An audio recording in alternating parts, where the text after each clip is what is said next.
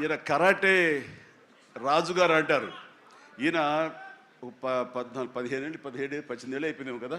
ఆ టైంలో నాతో పరిచయం, ప్రజారాజ్యంలో ఆయన ఉండి ఆయన ఒక రాజకీయగా జై జై జై జనసేన. ప్రజారాజ్యం మారిపోయింది.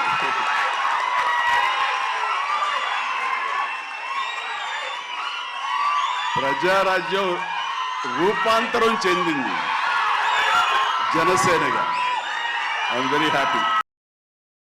అందరూ కలివిడిగా ఉండాలి అని మా ఇంట్లో ఇంతమంది హీరోస్ ఉన్నారు. అందరూ ప్రతిసారి కలిసిమెలిసిగా ఉంటాం, అన్నీ ఉంటాం. అలాగని చెప్పేసి మా ఇమేజ్లు తక్కువ.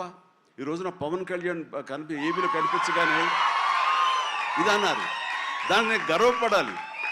పుష్ప 2 పెద్ద హిట్ అయింది, బ్లాక్ బస్టర్. దాన్ని గర్విస్తాను.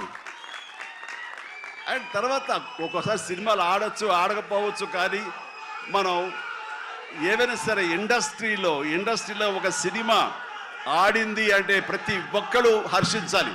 ఎందుకంటే ఒక్కొక్క సినిమా గురించి, ఒక సినిమా ఆడిందంటే ఎన్ని వందల మంది, వేల మంది, లక్షల్లో కార్మికులు కానివ్వండి, పరోక్షంగా ప్రత్యక్షంగా వాళ్ళు దాని మీద ఆధారపడతారు. మనం ఖచ్చితంగా హిట్ సినిమాలు చేయాలి. ఒక హిట్ ఎవరికి ఏ హీరోకి వచ్చినా సరే అందరం ఇవ్వాలి, అందరం ఆనందపడాలి.